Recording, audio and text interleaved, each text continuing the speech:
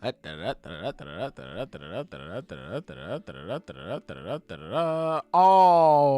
right.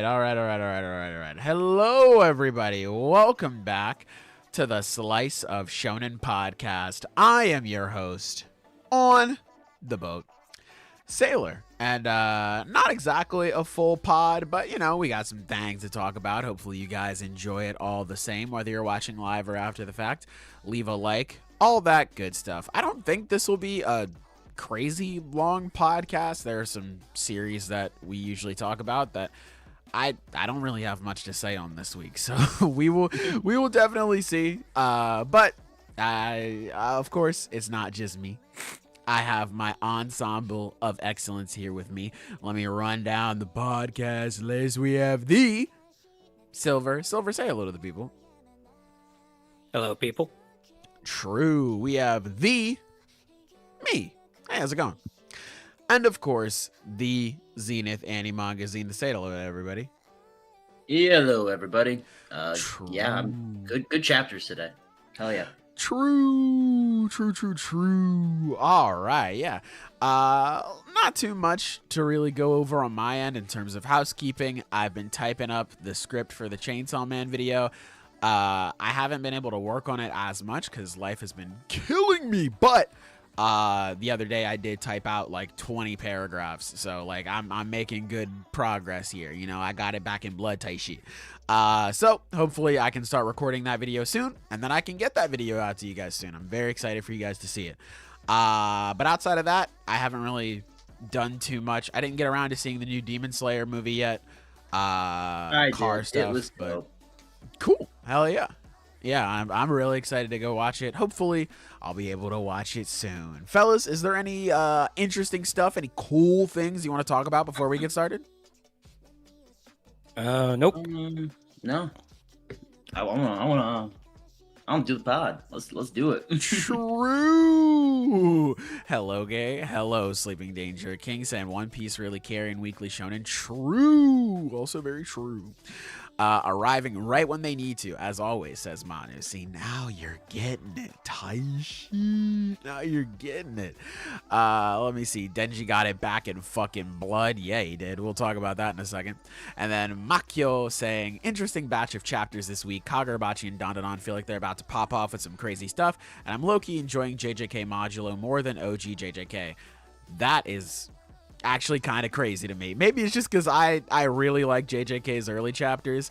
I guess that's not too crazy in the grand scape of the grand scheme of things, because I really like JJK's early stuff, but I've been seeing things like when the first chapter dropped, people were like, yeah, I think this is way better than JJK's first chapter, and I was like, damn, I don't. That's kind of crazy to hear. So, hey, I'm glad you're liking it. Not too much on you. So, hey, I'm happy you're enjoying it. But with all that being said, were there any other comments before I go through here?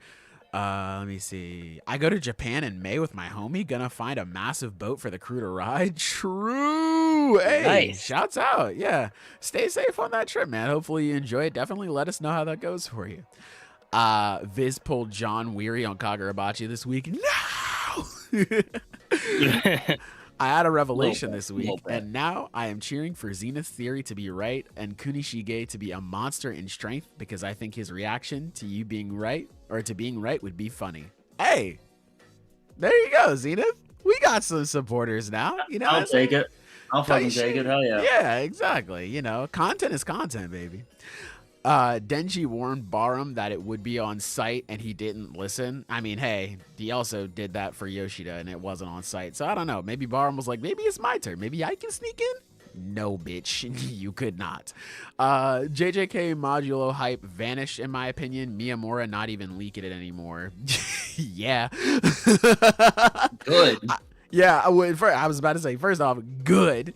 Second, yeah, the hype definitely vanished. I think it is just because it is not just Shinjuku Showdown, where, we all gather around the campfire and go, oh my god, he did a hollow purple, and like, that's it. Instead, it is more like slower and like more character work, and niggas don't really like that nowadays. So You know, stuff like that could be the case. But anyway, we will definitely get to it when we get to it. With that all being said, fellas, you ready to jump straight in?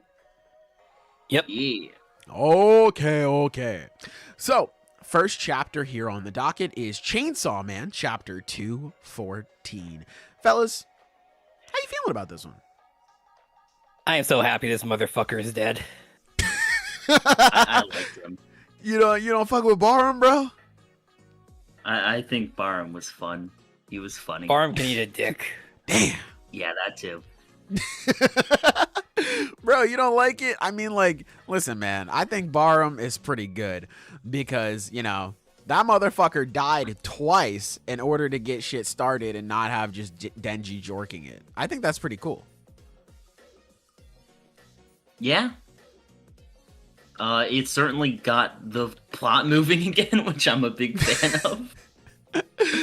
Yeah. I really like this chapter.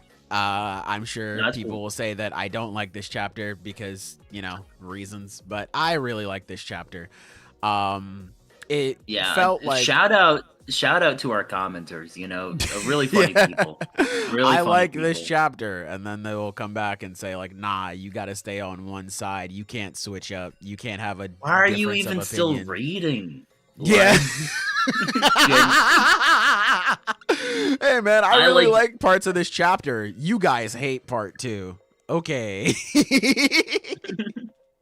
All right, man. Like, genuinely, I don't even know what to fucking say at that point. It's just like, all right, man, cool. I'm glad you like Chainsaw Man. Fucking cult weirdos. Anyway, yeah, I enjoyed this chapter of Chainsaw Man. It was a pretty short one, but it was good. I liked it. Denji just beating, like, not even beating him up, just being like, all right, die. Fuck you, die. Just killing Barem was pretty good. Yoshida, surprised he was even still intact to burn. I thought that motherfucker would be all over the walls, but he was still there. Got burned up by Barem. Unfortunate. I am still a little confused as to why Denji, like, cares about Yoshida. Obviously, before you jump on me, yes, this is mainly just because Denji fucking hates Barem on his own. Like, this was like 99%, okay, I hate Barem, die. Like, die in the worst way possible. But it is kind of weird to have Denji look at Yoshida and be like, oh man, Yoshida. Like, I'm still a little confused by that. I'm still confused by why he was like, oh yeah, let's sit down and have lunch together. I mean, obviously going back to the line of as long as there's girls and grub, I'll be okay. And Denji has been running away from his problems. But I mean, as we can see in this chapter, the on-site nature is still there. So I'm a little confused as to why he was like, oh, Yoshida, someone who I associate with my little sister's murder, and someone who I held at gunpoint the last time I saw him, and someone who I didn't want to team up with because you were okay with murdering children. Yeah, let's have pizza and soda together. You know, like, it's that I'm still confused on, and I think that is a victim of the pacing of Chainsaw Man. But all of that to say, I still think this chapter was pretty good. I enjoyed it. Yeah. I like the reaction to this chapter of people posting old panels of Barem and being like, who the fuck is this guy? That's actually so funny. Yeah. I didn't know that.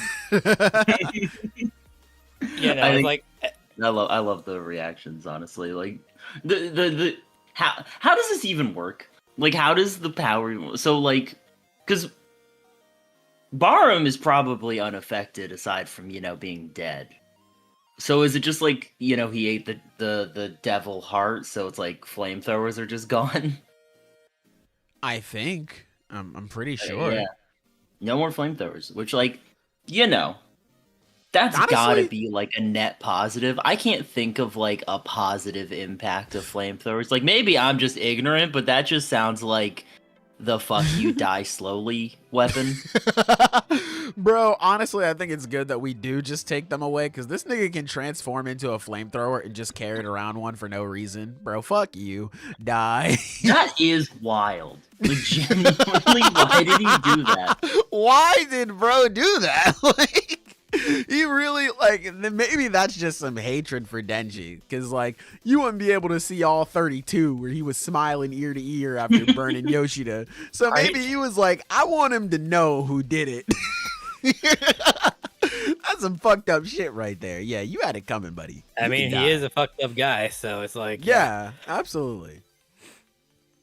That's why I keep saying this guy can just eat a dick. Yeah. Like, I would say he was a fun antagonist to follow. He was a fun antagonist to follow. That's why I can adamantly say I hate him so much. But there's this much passion, after all. But yeah, no, he can eat a dick. Were you about to say something, Zenith? I am. It's interesting though that so like definitely right. I'm not misreading this. Him and Yoshida like are in league right here, right? Like they both willingly died together. Yes. To supposedly trigger Denji's full transformation. Yeah. And the fight that is to come, which does explain why Death and Fami were like not doing anything to stop this, because I guess everyone's just like teaming up here to fuck Denji's life up. I don't know. Because yeah, Fami and Death, they both woke up at the same time when Yoshida showed up. And if they wanted to stop him, they should have been able to like get over there. So I don't know. I mean, maybe they just allowed it to happen. Maybe they were just like, all right, it's time. And, maybe they just geared up to fight. I'm not sure, honestly. I don't know.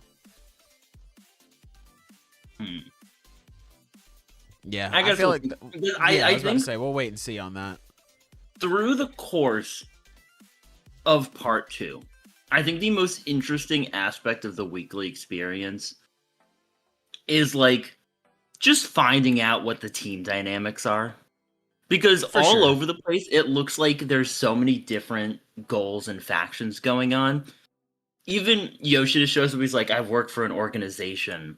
Not bad people, though. And it's just like, not public safety, though. And it's just public safety. Yeah, right. Like, he just lied. Yeah. And, like, then finding out that, oh, well, okay, what's the deal with these, the weapon devils here? Oh, they're also kind of working for their own goals, but, like, also kind of working with these people sometimes. What's the deal with Fami? Oh, also kind of working towards relatively similar goals. I mean, they're all kind of concerned with the prophecy, but, like, in different ways. It's so strange just finding out how all these characters are both technically working together, but not really. Yeah. And God, I can't wait to reread part 2 because it's a little fucking confusing just on the weekly read. Yeah. Things change around a lot. Yeah. For sure. But yeah, fuck Barem. I love him though. He was fun. I'm gonna miss him. Yeah. Worthy sacrifice. Shame he doesn't exist anymore. Yeah, so I guess that's what he meant, what Yoshida meant last chapter by the switch. I'm a switch. Not for the bomb, for the transformation, essentially. Yeah, I guess so. Yeah. Makes sense. Right. Which still brings into the next question is, like, what the hell is it that they're trying to prepare him for right now? Because, like, the first instinct you would want to say, it's like, either preparing her to go up against the War Devil, or Yoru. But then it's like, you got that, like... Yeah, no, it's like, because then you get to the final page, and it's like, who the hell else is coming here? Yeah, so what are our predictions, fellas? What do we think is coming through that door? Well, I mean, it has to be a primal fear, because they're the only ones with the real power to be able to cross to and from Earth to Hell. It's like, a lot of people are saying the Darkness Devil, because it's reminding everyone of that time, but honestly, it really could be any one of them. Yeah. It is, but also, like, maybe not. Like What a it doesn't follow-up, have to too. be. We've seen multiple like devils able to use the doors. Yeah. Essentially, like it's not not death. I mean, it's not darkness exclusive. Right So- now, like that's why I said it's like the only ones who can really seem to use the door or is at will are pretty much like the primal fears, which would also align with the prophecy at the beginning, where it's like when death comes, you're gonna have like a bunch of these higher class devils coming through to bring the apocalypse and shit. So like I think we can at least safely say it's gonna be a primal fear, whether that's darkness is for round 2 or a new devil entirely is a different matter. And honestly, I don't think it's actually possible to predict that. I think I will just go darkness. That'll be my prediction. One, because we've already brought back a devil from part 1 with the Eternity Devil, and I feel like a round 2 with darkness makes sense as well. And then on top of that, like darkness is like you said, one of the crazy powerful devils that's gonna more than likely arrive with the Nostradamus prophecy. So I wouldn't be surprised if that's the case. And also just from the fact that like Denji just erased a source of light and now darkness is coming. Like I feel like that'd be very fitting. Plus, I mean, it would just be cool to see, like on a just a dope shonen level of thing. Yeah, Pochita versus It darkness would be cool fuck. to just see what the difference is, because they did have a short exchange in that last time he showed up. International Assassins, yeah. Yeah, I didn't want to say the full name. And it's like, yeah, he attacked him and it did jack shit. So I would like to see a full fight. That'd be cool.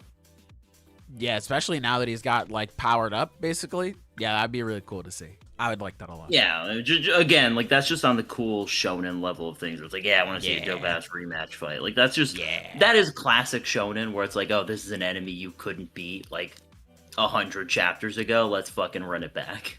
Yes, sir. Yep. Yeah. So Luffy I'm versus gonna stick Kizaru with round 2. Yeah. I have seen some people say like maybe because of how many doors showed up, it could be the Hell Devil. And like, yeah, he got basically one-shotted last time by Pochita. But also, some people kind of theorize, I've seen some people theorize that like maybe that isn't its main body, considering we also see it manifested as like these giant hands. Right. Okay. So I don't know. Maybe that would be cool if that theory turns out to be true. I'm not gonna bank on it because sometimes Fujimoto likes drawing weird shit like the big ass hands. Like, that could not mean anything aside from being very just cool to look at, great for some fantastic paneling, like when they all got transported to hell in the International Assassination arc, like stuff like that. Like, Yeah. he is. I would not want to call. I don't, because like style over substance isn't how I'd put it. But bro has style. Like some, Yeah, I he's imagine got both. some decisions he makes because they look awesome. Yeah. So I would not be He's got surprised both. if that was one of them. Exactly. For sure. Yeah. So it's really a toss up as to what it can be. Yeah. I will stick with my guess that it is darkness. Oh, darkness, scary, nefarious. Yeah. Or maybe it is just, Yeah. Maybe it is just your. I don't know why she got the door powers, but like maybe you just get powerful enough and that happens. Fuck you know? it. Yeah, who cares? Yeah, open the door I to have hell, been- drop off I've everybody. been trying to understand how the doors work ever since like we saw them, and I keep getting new hints, and now I just don't know. I feel like with every new usage of them, I understand them less. Yeah. But yeah, I'm just gonna stick with whatever primal fear. I'm not gonna make a specific guess here. Oh, Okay. fair. Now, Fair. sounds like you're scared of being wrong. That's okay. I mean, hopefully soon too. If hell is getting dropped off here, if we get teleported, maybe we meet up with some old faces, reincarnated, but Blood Devil, Control Devil. There'll be new people, but that would be cool to see them again. Well, that is a big thing. Like with this many doors, because that is so weird to see this many doors just on Earth, essentially. Yeah. And I'm wondering if, like, is it just to get across the scale of this devil's power or invasion? Or is this implying, like, multiple devils will show up? In which case, yeah, we could see things like the Blood Devil, stuff like that. Like, there's a lot of ambiguity with this ending that we just don't have tools of figuring out. I feel like in this case, we can only really expect a singular devil this time around, based on Death's words. Or it's like, it seems that he understands how dangerous this incoming devil is, singular. Or so I feel like in this case we can't just expect one devil, and it's just like to represent the scale of power. That's fair. Because like I said again, it's like the only ones who can freely seem to use the doors that exit and enter hell are the primal fears. Yeah, fair enough. Yeah. Yeah. So. Gonna be interesting to see who exactly walks through. If we're right, then we brag. If we're wrong, we just don't talk about it. And that's it. That's all there is. Yeah, exactly. I don't have too much else to say on this chapter, so I can read comments and then we can get to the next one. This is just a nice chapter. Yeah, I'm fine. Like, I don't have too much to say. It's such an ambiguous chapter that, like, we'll just have to see. Yeah, it's just action. Yep. There's nothing wrong with that. Let's see. How many chapters of CSM do we have? I have no idea. We could have 30. We could have like 50. I don't know. I'm not too sure.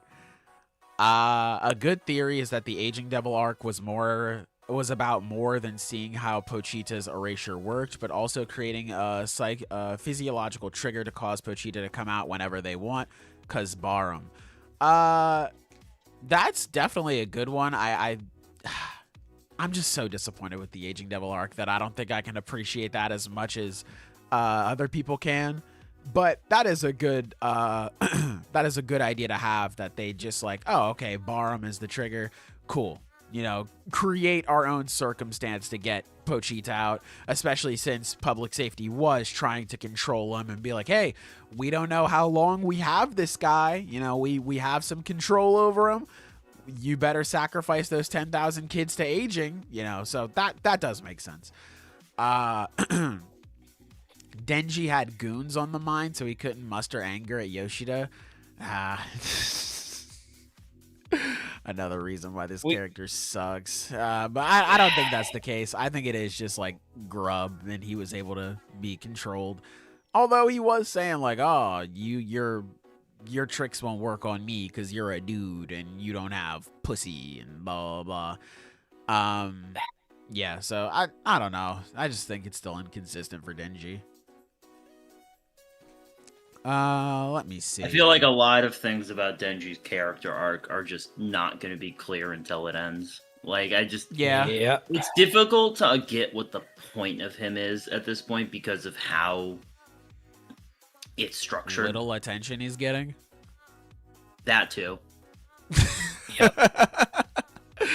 Yeah, that's the. I mean, I mentioned I was very disappointing with the Aging Devil arc. That's probably the biggest disappointment to me. Is a lot of people, they bring up like, oh well, Denji hasn't been given time to actually think.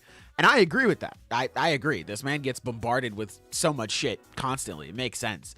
But that's why when Fujimoto perfectly, amazing, fucking perfectly set up the perfect situation for everything to stop and give Denji that time to reflect, to have the plot literally pause and send Denji to an infinite space where he can reflect on all of his mistakes. And I'm not expecting him to just be fixed, but a step in the right direction would be cool. And him and Asa could have a genuine conversation with each other and, you know, lay it all out there, and they can take that step together.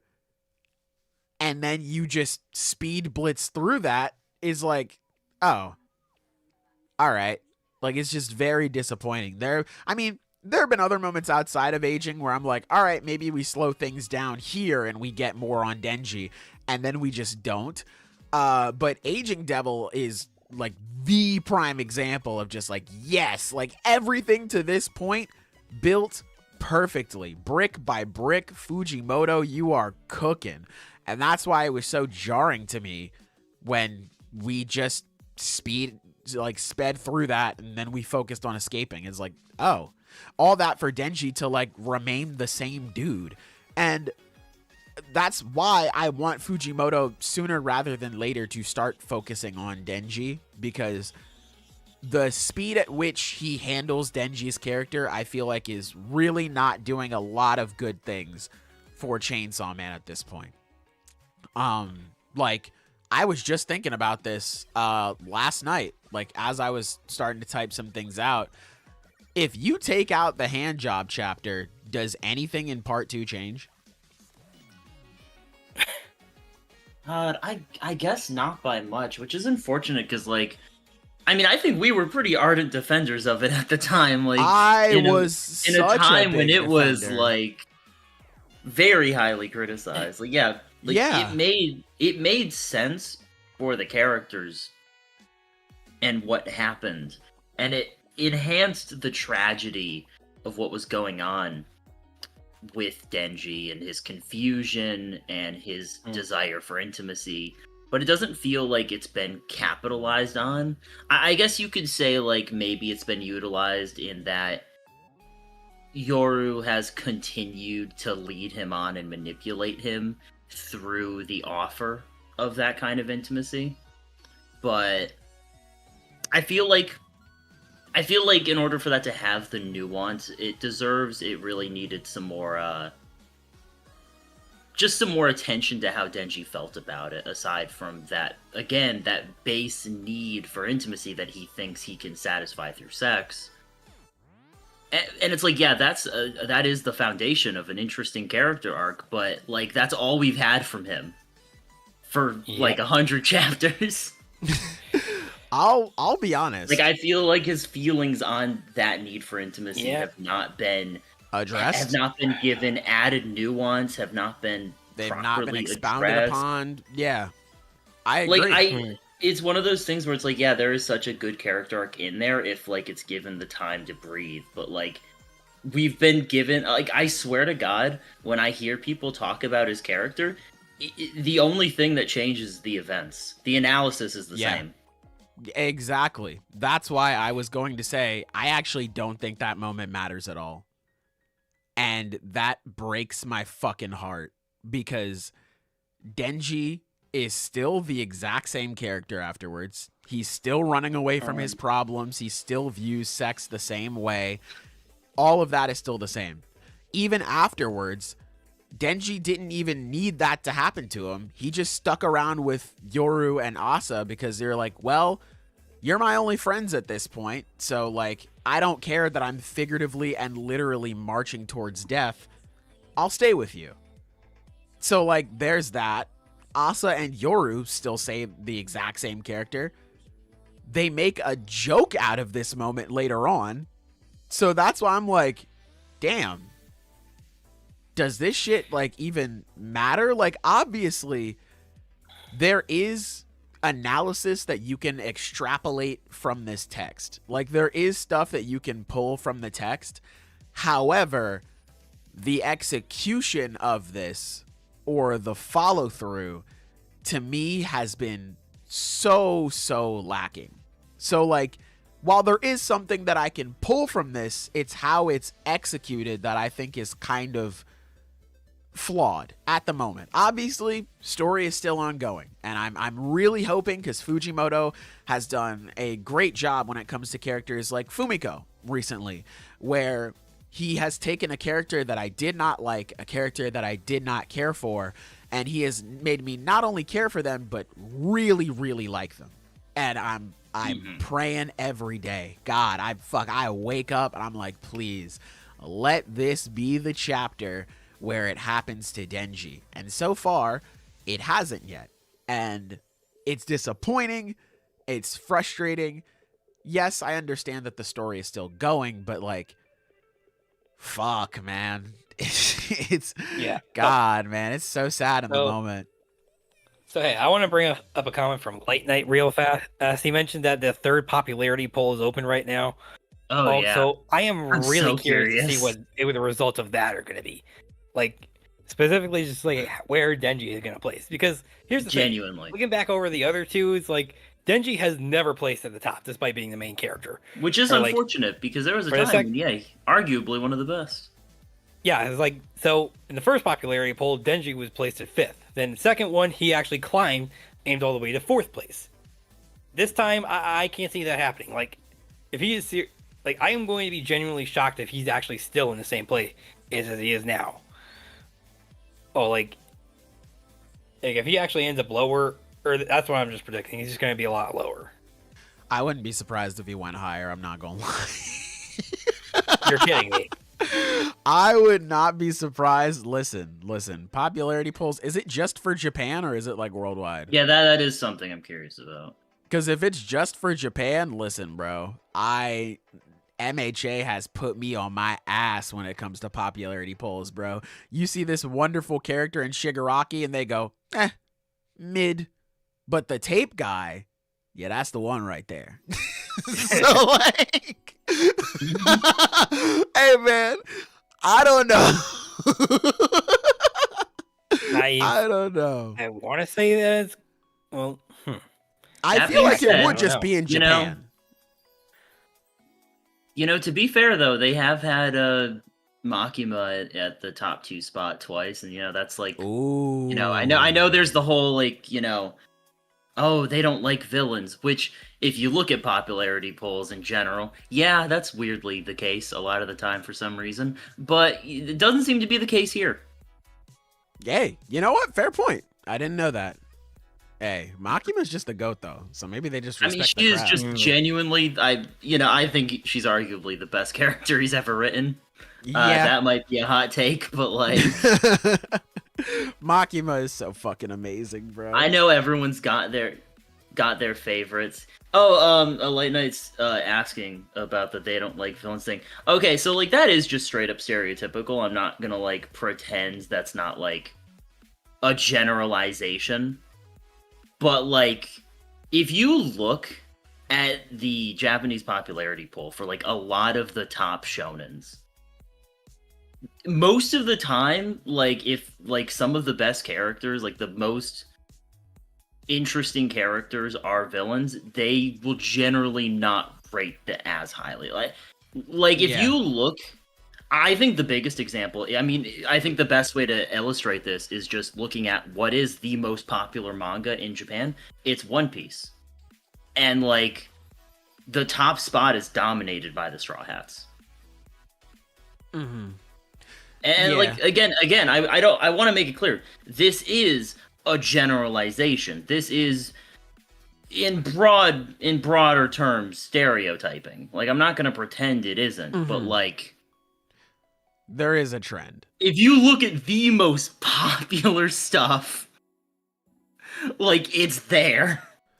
Yeah. And I'm not there's saying a that's going to trend. be the case across all things, but there is a trend, and I don't know why that is. Maybe there is just some cultural difference where there is less of a focus on the antagonistic forces of a story. Maybe that's the case. I don't know. I've never lived in Japan, so I don't want to pretend I'm some kind of authority.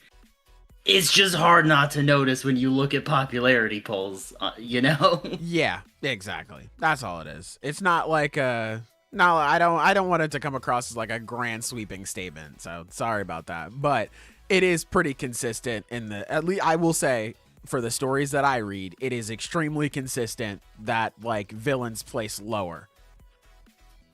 Whether it be One Piece, MHA, JJK, villains tend to like they don't have to get like dead last, but they do tend to be lower than a lot of the heroes.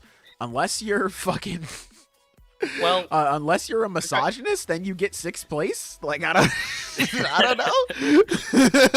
Unless you're Naoya, then I don't know. What was it that Naoya said to Maki, where it's like a woman should stay 3 steps behind a man? He said and that he was 3 steps ahead of her. He's 3 places ahead of her. Yeah, I think he said that to Maki's mom, and then placed. Oh, that's right. 3 places Genuinely ahead. Insane result. Like, insane result that was.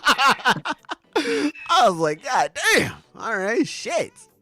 Apparently, if you start talking like you've been on 4chan, you get in the top spot. Like, it's cool. Damn, man, that shit was crazy.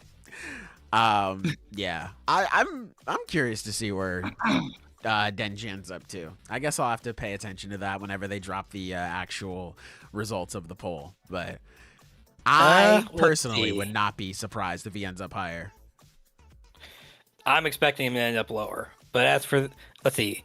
So according to the wiki, the results will be announced on December 3rd or 2025 of this year. Damn.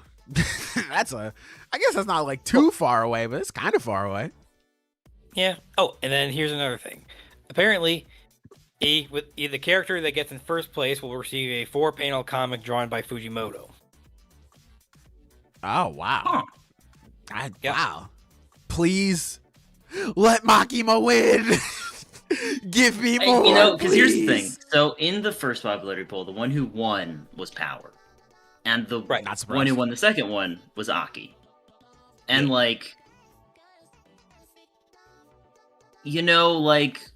they're probably not going to win. They haven't been around. They're dead. Well, they just haven't they're not at the forefront of anyone's minds. If Power or Aki wins, that might be the funniest thing ever. I'm not going to lie. I would love that, because then I'd get to see more of them. I agree. But I think it would just be fucking hilarious if nobody in part 2 takes the top spot. It's a part 1 character.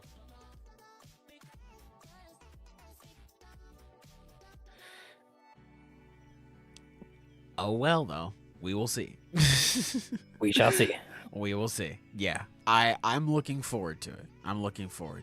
Part 1 ended so long ago when you think about it. Yeah, shit was forever ago, man. It's crazy.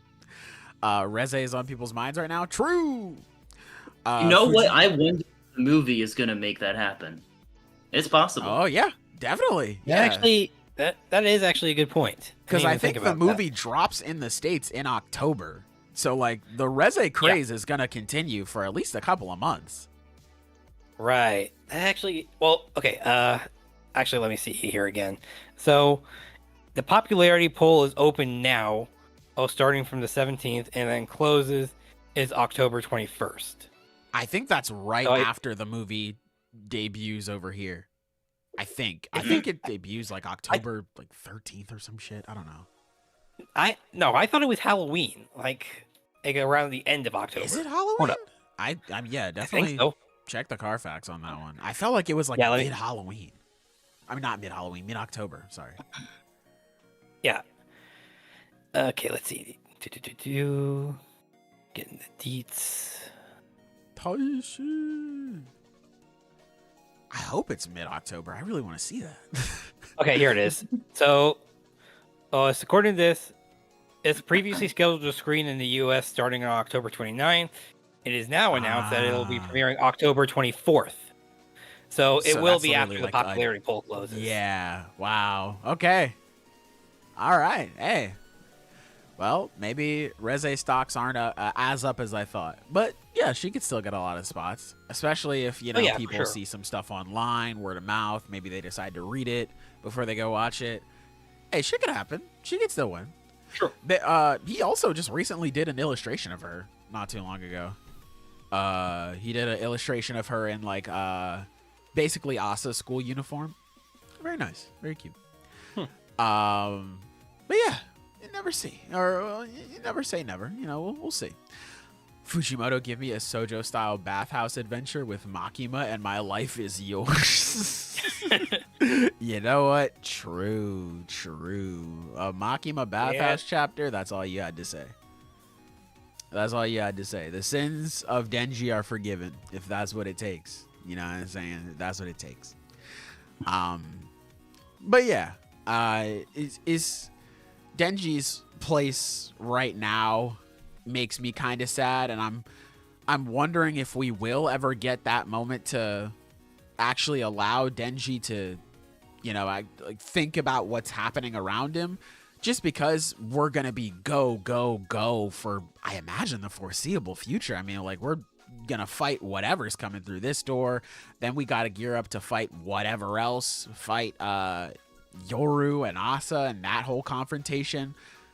I'm really nervous. I'm not gonna lie. It can still happen. I mean, Fujimoto has made something out of nothing. He just, like, Aging Devil, magnificently set up, but it's not like I was like, okay, yeah, and then they Aging Devil sends them to, like, an infinite space. Like, it's not like I knew that shit was gonna happen. Fujimoto and Predictable don't even belong in the same book, let alone the same sentence. Yep. So, like, it can still happen. Fujimoto can definitely change something around, and we can get these moments, and I'm super excited at the prospect of that. But as it is right now, is kind of scary. It's kind of scary. I don't know. All right, so fellas, just to sum up the conversation we've had so far on the chapter. This is a good chapter. This is a solid chapter. Yeah. I like how I like the implications of how it's been handling for Yoshida and Barem. I think where this is going is interesting. What's going to happen next, and there's a lot of ambiguity going on. And the only thing we're really disappointed in is just how Denji's arc has been handled overall in part 2. And so naturally that means we should stop reading it. We hate it. We hate part 2 entirely. And so if you are, watching this after the fact and you just hit the comments section, you don't have to say that anymore, because I did it. Like, I already did it, so you don't have to, there you go. I was cool. crying, bro. I was like, damn, he's just summing it up just so people really get it. Just so people really get it. It's okay, though, because, people are going to listen to my couple of minutes criticizing Denji, and they won't listen to the rest. So it's fine. You know what I'm saying? It's okay. But yeah, I'll look through a few more comments and then we can move on. Where did I even leave off? Let me see. I will say that I actually do want to say real quick. One comment about which is a criticism of part 2 that I actually do really agree with is that part 1 chapters were denser, and sometimes that isn't always a good thing for a series. I think that was absolutely one of the best parts of part 1 is how much heart, how much emotion, and how much development were packed into a single chapter, while none of it felt like it wasn't meaningful. I think when I think of like a peak part 2 chapter that's just like really well written and isn't even like a crazy eventful chapter, is chapter 72. Where they visit Aki's family's grave in Hokkaido. That is still one of the best chapters in the series. And that is because Fujimoto is so good at packing so much substance into very small moments of dialogue and communicating a lot of emotion with a few facial expressions. Yeah. And I feel like that is an example of that being at its peak. And I mean, genuinely, if we look at this current chapter, not only is it short, but the attitude that it's made with seems very different. Because it's a quick read, but like, not even because of its page length. Like, you can just kind of breeze through it. And there is a value to that, absolutely. It makes things very visually streamlined. I think his paneling is genuinely top-notch in this chapter. Like, how he frames these moments is all very well executed. I think a good example is just Denji coming out of the fire, the way he looks around. It's paneled very cinematically. Like, I can imagine these as storyboards for an anime. But I do think this attitude that I think a lot of chapters are written with does ignore one of his greatest strengths as a mangaka. Specifically, one of his greatest strengths as a writer. And how much he was able to pack into a single chapter has been not lost, because some chapters in part 2 are like that, but I do think his approach is different. And I do think it loses something that made part 1 and previous works of his incredibly special. I agree. I think that's my more full take on it. It's not For bad, sure. it's just different. And Yeah. I do like how it was. Yeah. I think it was in earlier parts of part 2, there was more of that care in it just because it was a new setting. We were seeing the world through like a new set of eyes, you know, new characters, all that stuff. So I feel like there was so much more information for us to chew on as an audience. I feel like a chapter sat with me longer. But anyway, Exactly. go on, sorry. No. That's exactly what I wanted to say. Whereas nowadays in part 2, I will read a chapter and I'll go, okay. And then I don't really think about it until this podcast. And I feel like it's like, that's sad in a way for me. 'Cause it's like, damn, bro, I would read a chapter of part 2 back in the day and I'd be like, holy fuck, you know, all of these moving pieces and stuff like that. I'm so interested to see what happens, and, you know, this character's development here and all that other stuff. And part of it was just the way the story was structured, you know, with it being more of a mystery, and trying to figure out where all the puzzle pieces fit. And now things are a bit more linear. They're a bit more streamlined, where a lot of mysteries have been uncovered. Now we're just running towards the end. And that's not a bad thing, like you were saying. Like, it's just how the story develops, but there is kind of that piece, that feeling that's lost, where you read a chapter and it's like, all right, cool, rather than like reading a chapter in part 1 or in the earlier parts of part 2 where like it sticks with you longer, like you mentioned. I don't know, it's just it's kind of sad.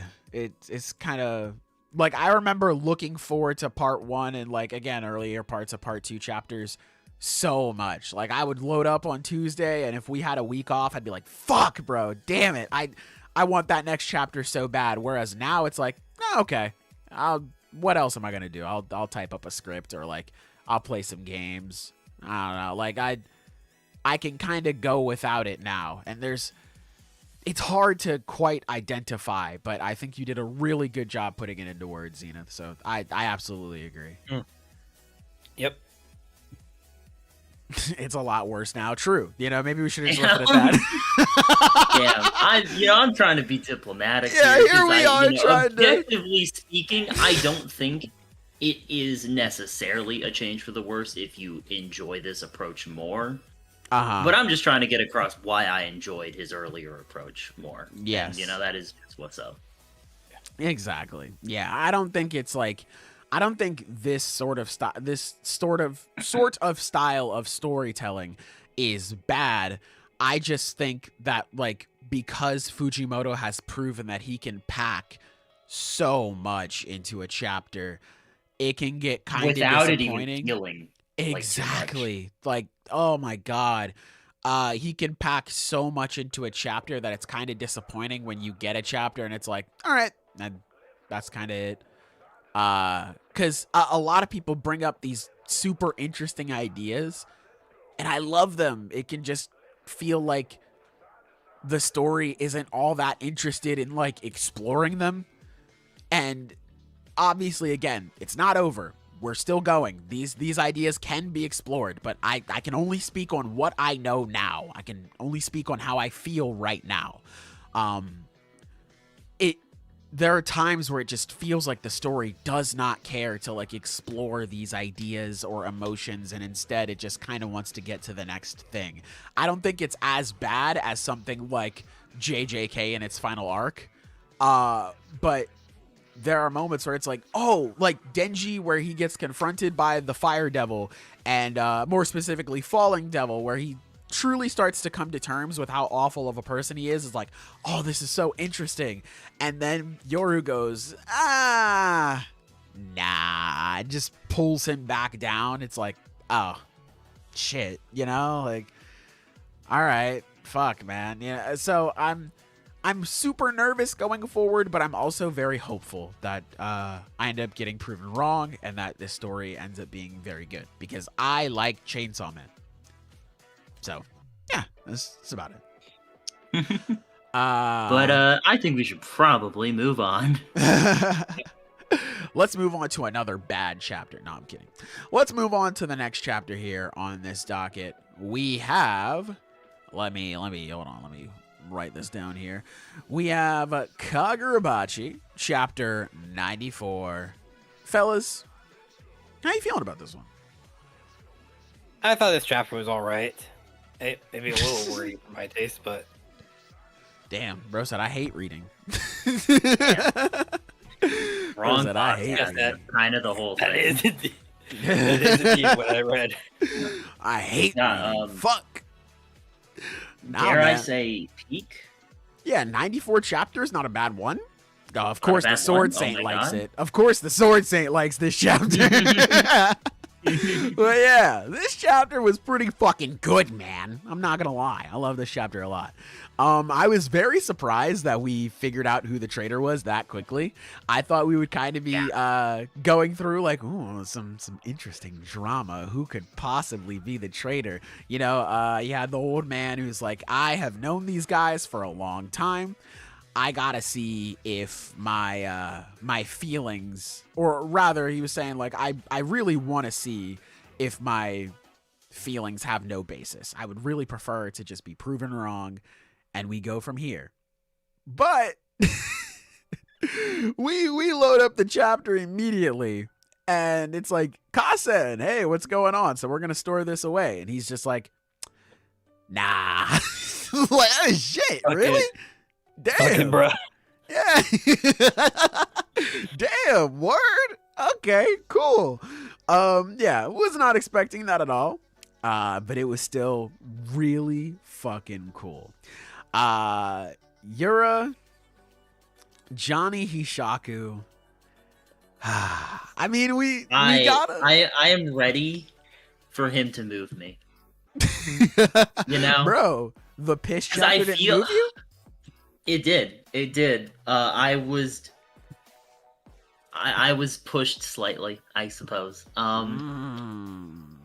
It more prepared me to be moved. Like, oh yes, I'm ready to see what this character has in store. And I'm just saying, you know, the last person to wield the power of the Shinuchi was Kyoto, and he moved me. Like, his chapters are so good. I mean, Yura was just a goated villain. Day. Yeah, he's fucking So awesome. I'm ready, you know, to be moved again. I'm ready to see what this man has in store for me. Brother, let me tell you, I'm already moved. I'm not gonna lie. I'm already moved. Because I'm telling you what he has in store for me. He has in store a dope ass fight. I mean, I see those crow feathers in the last panel. Yes, I see those crow sir. feathers coming. Bro. Yeah. I am fucking horrified. Because, you know, he's going through, he's talking about how this could possibly be happening. It's like, what's going on here? This doesn't make any sense. Then he starts to think about it, and he's, you know, understanding Kasen's betrayal. This motherfucker. To have, I think somebody made a joke about it one day on the pod, a couple podcast episodes ago, where it's like, can you imagine just guarding the sword stain, and then one day that motherfucker just stands up after sitting down for years? Bro, like, that's exactly what happened. He just ran it. He stands up, and that nigga said, malediction. I am scared. I am nervous. Which unfortunately is a mistranslation. Oh, is it? unfortunate. No. Wait, Yeah, so Oh. apparently he just says he says the exact same thing he says when Kyoto picked it up, which was Magatsumi. Magatsume. Ah, damn. 'Cause I think like Which, you some know of the what? Good. Monosuke is like kind of tough. Like the difference between Magatsumi and like Malediction. Malediction appears to be like its highest level, I guess. Like it's not a move or a specific attack. It's just like its highest realm of power, I suppose, that was unlocked by the Sword Saint. That's at least from my understanding. I can be corrected on that. It's translations also aren't always consistent with this series, unfortunately.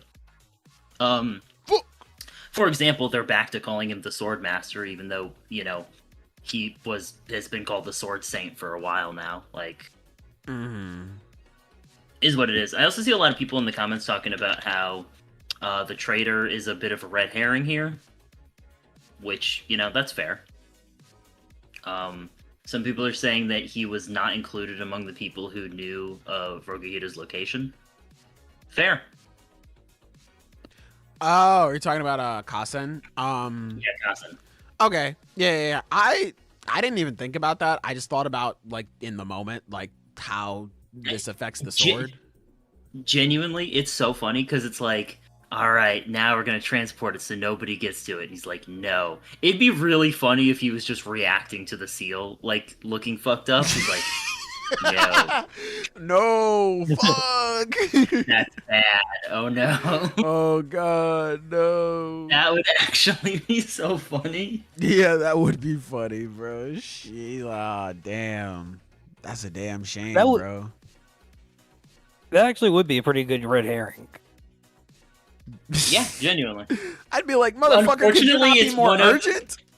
One of those red herrings that like could totally be cleared up in this moment, though. Like that's the funny part about it. Where he's like, well, okay, no, so... you're the traitor, Kasen. Oh no, look, dude, we're fucked. Look at that. Okay, well, actually, this is what this actually would remind me of. If this is the case, it's like the whole MHA traitor reveal because like. Oh my god. Like I'm sorry, but it's funny because it reminds me of that moment where it's like where we had the chapter where it ended and on the panel with Invisible Girl, it was like, holy shit, she's the traitor, and then we immediately go into the next chapter. It's like, oh wait, it's Aoyama. Yeah. It's like it's gonna be like that moment, and I'm gonna find that fucking funny. Hey, yeah, it's the pretty lady who's actually the traitor. What's her name? God, I forget. Yatsura. Yeah, it's actually her. Then hey, we'll see. Or maybe it's the old man. You never know, Taishi. But Kasen just having no urgency, being like, oh shit, that's crazy.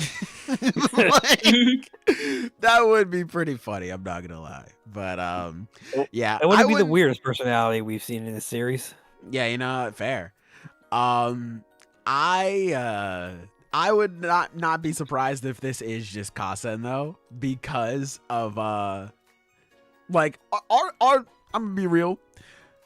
It doesn't really matter who it is, because the big moment is Johnny Hishaku now has the power. Like that's the big moment. So like I can understand if it's just like, yeah, it's Kasen, and now he has the power. Like this has been something that they've been building to for a while.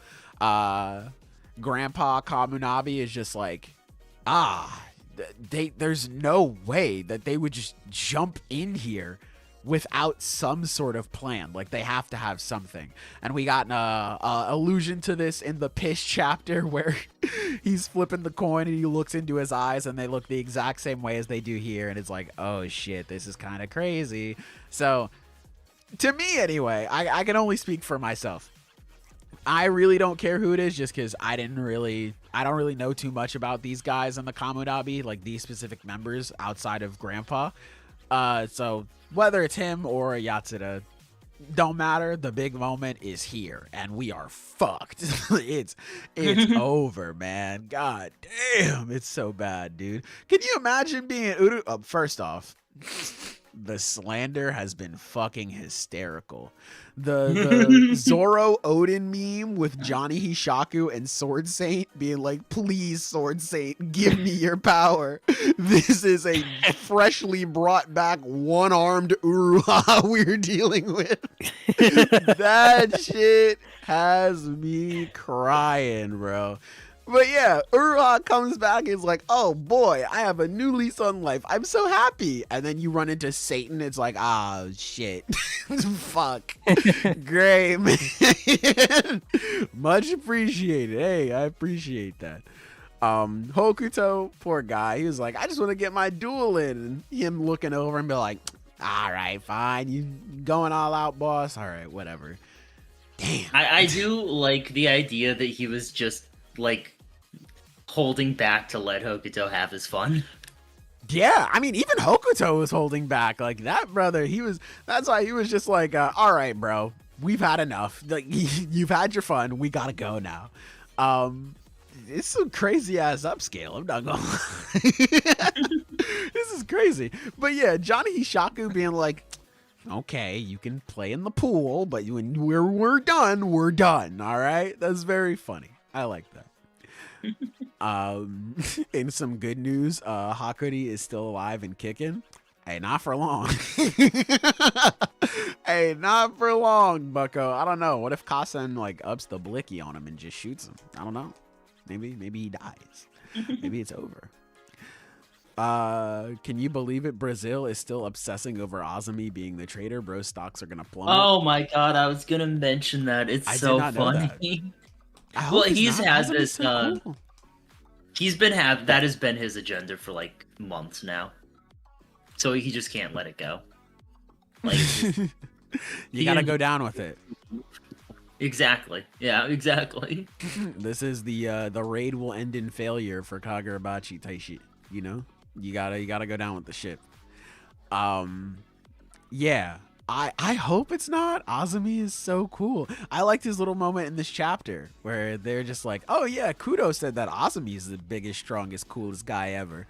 And Grandpa Kaminabe is like, oh, did he? He just looks over all mad and Azumi's like,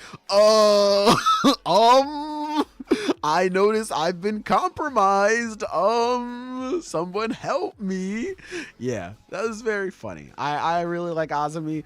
I hope he steps up. I would listen, man. Some more Azumi upscale. I'd love to see him jump in and fight this version of Johnny Hishaku for a bit, just to see where he scales. I think that'd be pretty fun. I think that'd be a pretty nice fight. So hopefully that happens. But hey, we got Samura, we got Chihiro. They are fucking teleporting over here really soon. So we'll see. We'll see what happens. But fun moment between them. And this is a really good moment, man. Seeing all of the plan come to fruition now and having it end with that wonderful double page spread. God damn, it's so pretty. God damn. Yeah, I'm so fucking excited to see where this goes, man. This is such a good chapter. Yeah. Some good stuff, man. Some good stuff. I'm so excited. Is it Uruha upscale? Without Magatsumi, he doesn't strike me as an Azami / Shiba level fighter. Well, he's not. Yeah, he's just not. he's just not. Like... Yeah. Sword Saint, lend me some hockey. This is base Ura we're up against. I'm just saying this, fellas. Oh, is this Ura? Ura has been allowed by the story, by the author, to fight the main villain. You know who hasn't been allowed to fight the main villain? That's right. It's your boy Shiba. Because he knows that if Shiba fights him, he will win.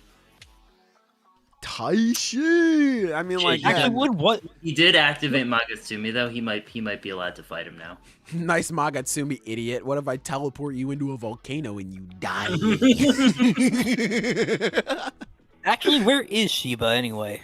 I don't know, bro. I don't know, man. He's chilling. It's hard being. He so might cool. be. I'm sure they mentioned something with like a while ago, but yeah, I think they mentioned like they sent him somewhere. I forget. they might like, have sent him to protect the other sword bearers or the That other sword was that users. it? It's been Because so that's long. what I'm only guessing because that's what Hiyuki and Tafuku, You're I right, think yeah. is her partner's name. Mhm. That's what they're doing. So That's yeah, right. he and you're Hiyuki totally are protecting the other bears. Okay, yeah. Which Yeah. makes sense. That is just an actual like that is a genuinely good reason to have them out of the story because they just had Yeah. no idea who they were gonna attack. Yeah, genuinely really smart. Yeah. So, hey man, Shiba is gonna teleport him and Hiyuki over, and then they're gonna beat him up crazy style, and it's gonna be awesome. And we're gonna see it. It's gonna be good. All in all, love that we pretty much got confirmation that Yura is not a puppet for Kensei. Yeah. I hated that theory personally.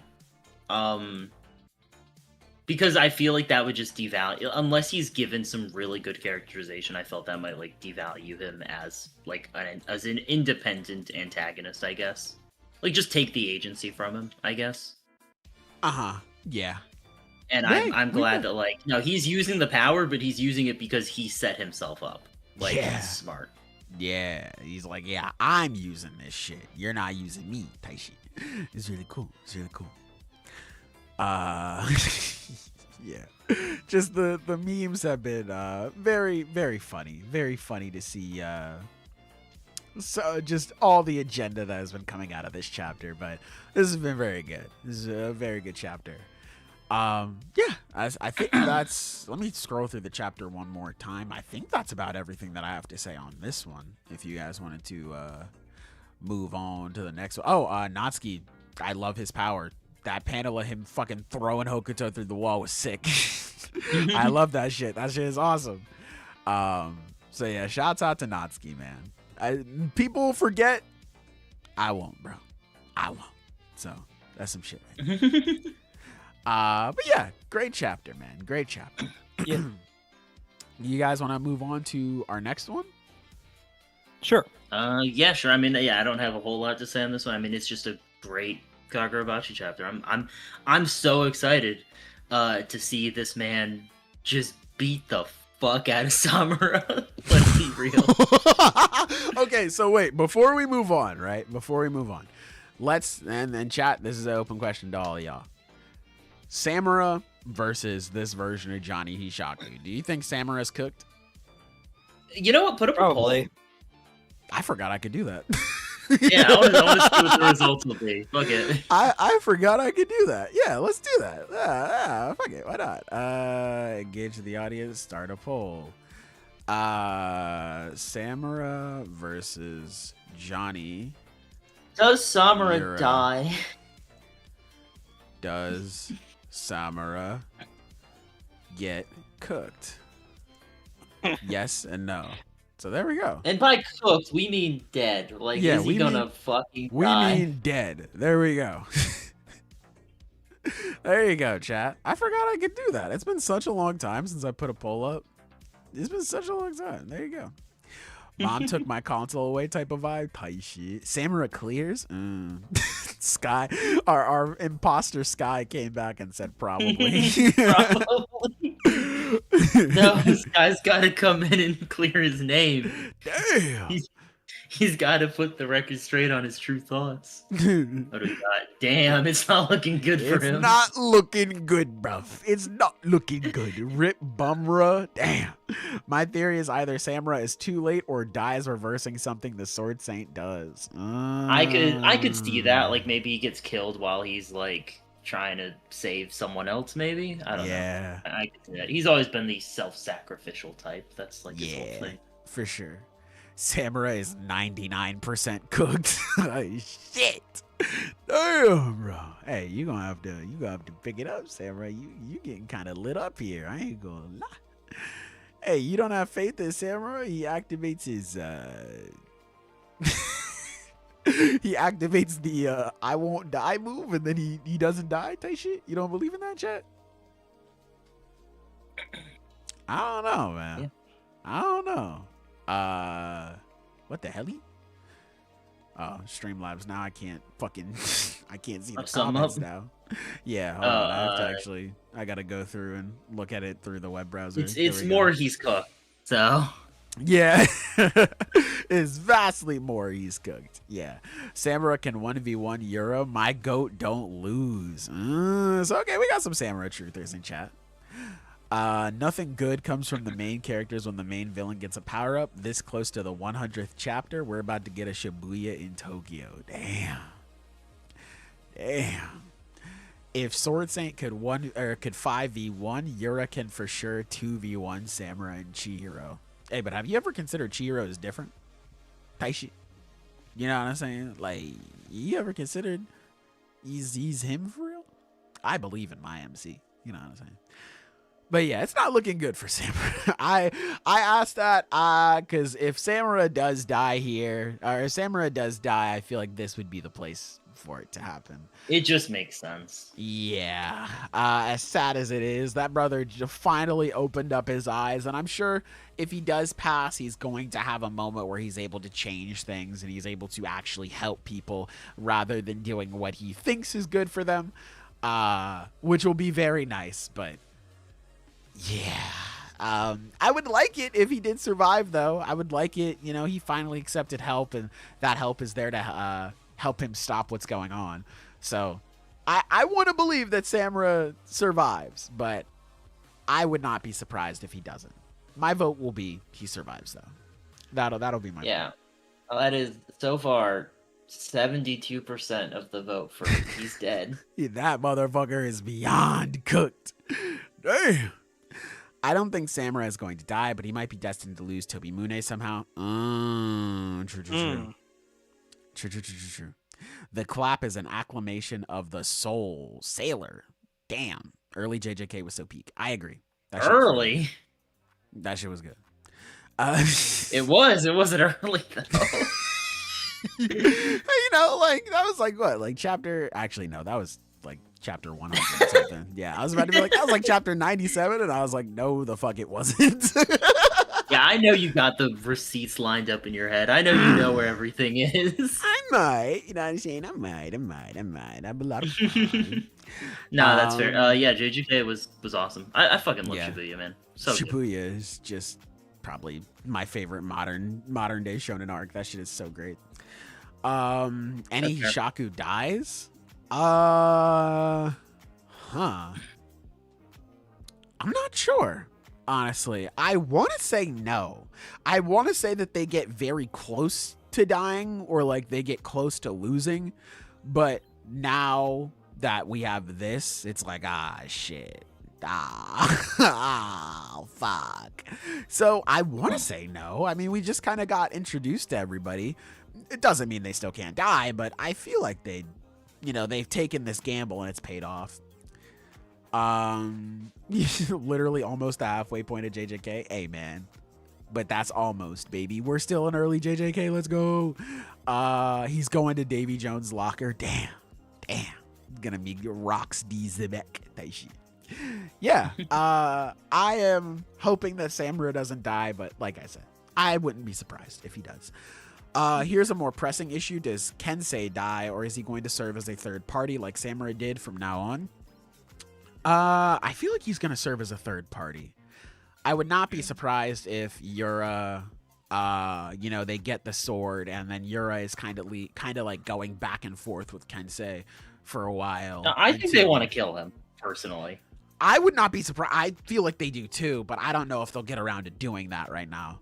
True. Yeah, that's fair. Like, I don't think they're on the same... If they were on the same side, he'd be like, oh, we need to return the sword to the Sword Saint. But no, they want... Yura wants to wield it. Yes, so... And the best way to do that safely would be to kill him. Super die, yeah. I think that's definitely their two goals, is to get Magatsume and take out the Sword Saint. I'm not sure if they'll be able to do it, though. So we'll just have to wait and see. We shall have to wait and see on that one. Yeah, that's about it for me on Kagurabachi. Really good chapter. Damn good chapter. Yeah, no. Great chapters. Yeah. Great chapter. I am. Yeah. I agree. True. My good dream is for Hokuto to wield Tobimune. That would be kind of fire. I'm not gonna lie. That would be cool. Next One Piece chapters are gonna be crazy, by the way. Oh yeah, I'm very excited for next week. Oh, I'm super so fucking hyped. excited. We're gonna get to see Garp D Oppressor in action. It's gonna be awesome. What were you saying? Yeah. So, I told you guys this earlier, but I am gonna need to go earlier here, so I'm probably gonna need to dip now because I still got some work I need to get done today as well. Fair, man. Yeah, fair. sounds good. Take care, bro. Wish you luck, man. All right. Good luck. Hey, as for those of you in chat, I will see you next week, and I am definitely excited for these One Piece chapters. Hell Oh, yeah. which also reminds me, I was checking in the schedule, so we will have a full 5 chapter pod. So that'll be interesting. True. Okay, sounds All right. good. Wonderful. I shall see you all next week. See ya. Bye bye. What a cool guy. What a nice fella. Taishi. Silver needs to watch some more Columbo. Hey, we'll tell him. We'll tell him to get on that. He seems busy. But yeah. Let's move on to our next one here. This is a chapter that I don't really have too much to say. I'll close the poll for now. Yeah, bro. I ain't gonna lie. I don't really care. Yeah. Oh no, I thought Dandadan was next. No, I have a few things to say. Yeah, I don't really have too much to say about either chapter, to be honest. I mean, we can keep these next couple sections short. Yeah, it doesn't have to be anything too crazy. I like the new JJK chapter. I think it's fun. I like the twist with the shark thing. I like. Yeah, I like the. I mean, it's look. It is one of those things where the point of the chapter is like not subtle. Like, yeah, it's very clear what it's trying to say because it just says it. Yeah. And there's nothing wrong with that. I was about to say, nothing wrong with that. It's building to this whole idea of coexistence and like what that means and how difficult that's going to be. And I do think it is setting up for what could be a very interesting story going forward. I like this guy's curse technique. Where what, he gets shark the, guy? Yeah. Oh, like, yeah. I think it's so funny how that must work. Where does he say it? Where he says exactly what it is? I don't remember, but yeah, it's the seance, John. Where is my shiesty sorcerer type shit. I gotta go through my downloads. That's where I keep it. I'm looking for the fucking. It's on page 10.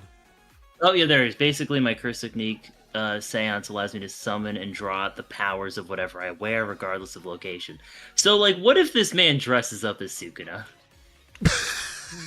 like, I'm so curious what the limits of that is. Oh shit! What if he wears?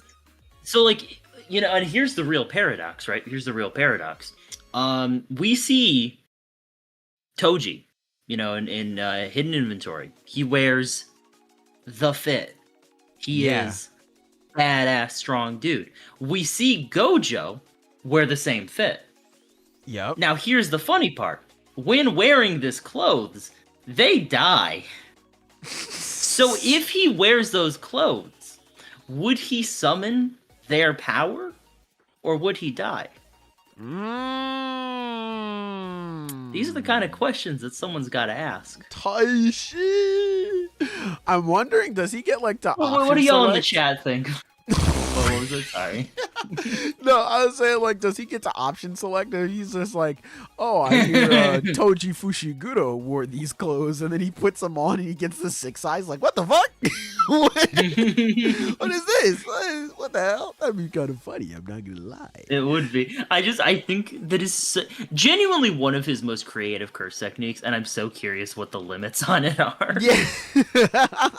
You literally. Like, does he have to wear the full costume?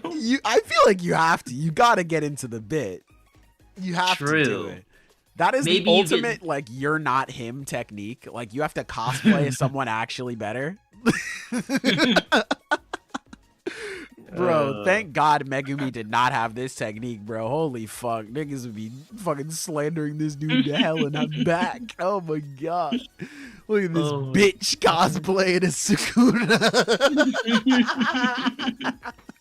Oh shit! Hey, yeah. Is it like does the quality or amount of the costume directly relate to the amount of power? So like maybe it's like if he dresses up as Sukuna and like gets a stick to kind of like resemble his spear thing, like does that count? You know? Gets a little baby rattler too to like fucking mimic the lightning thing. I feel like that has to. At that point, it would just be comedian. Like it's just like, yeah, this seems good enough. It seems good enough for me. Like, yes. I feel like that would have to be because comedian is like, well, I think it's funny, therefore it's true. This technique, I feel like it's like, well, it's good enough for me, so it works. I feel like that would be good enough. Because that motherfucker picked up a shark costume that he got straight from Walmart. That shit ain't crazy, but he got the baby shark costume on and then he got it. So I feel like this works. But and yeah. it's notable. Well, it's like, how does this, like, does he transform? Because I gotta say, when he's like swimming around, you know, he looks a lot more shark-like. I was about to say, I think he does just transform. But also, when he gets tackled, you can see the little circle where his face is at the bottom on page 8. Well, you know, mid-motion, yeah, when you get tackled out of it, that breaks the illusion type shit. So, like... Damn, it's ass then. Bro, just don't get hit. What the fuck? It's a Dark Souls run. Okay, so you're basically immune to that effect. If you cosplay as Gojo. Yeah, exactly. Because you can't get hit out of it. Exactly. Gojo upscale. Yes, sir. Yeah, this is why it's important. You know what I'm saying? You gotta take it. I don't know why he wouldn't just put on Gojo's cosplay. Is he stupid? What the hell? As you all can tell, I have a lot to say on this chapter, which is why I'm talking about it. I mean, yeah. You know, like, I don't have much to say. It's a very unsubtle chapter. Like, no amount of analysis is gonna make you be like, wow, I didn't see it that way, because it tells you how to see it. Like, yeah, very much. I thought it was just gonna leave it at the like, oh well, we catch or we take out the tiger and that's that. But then they like explain to you like, no, this is what it means. And again, there's nothing wrong with that. I think it's pretty good. I think Shonen could use more of that. I am so tired of these pretentious fucks who are just like, you want the story told to you? Sometimes, yeah, man. I think it'd be pretty cool. When I see enough dumbass shit on Twitter, I want it to be told to them, you know? True. But yeah, like, a lot of people think that subtext is king, and like, too much of any of it. Too much subtext makes for something bad, and too much just telling you makes for things bad too. It's a balance. Like, they are the same. But I appreciate a story that is just like, yeah, here's what it is. Here's the main point of it. Cool, man. Like, ain't nothing wrong with that. Like, ain't nothing wrong with just saying what your intentions are. It's fine. So yeah, I thought this was a solid chapter. I just don't have too much to say, just because the chapter says it for us.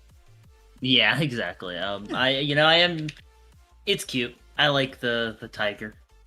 I wonder, I will give a deeper analysis real quick. I think the big point of this chapter that it doesn't say, the thing it kind of leaves a bit unsaid, is the fact with the tiger.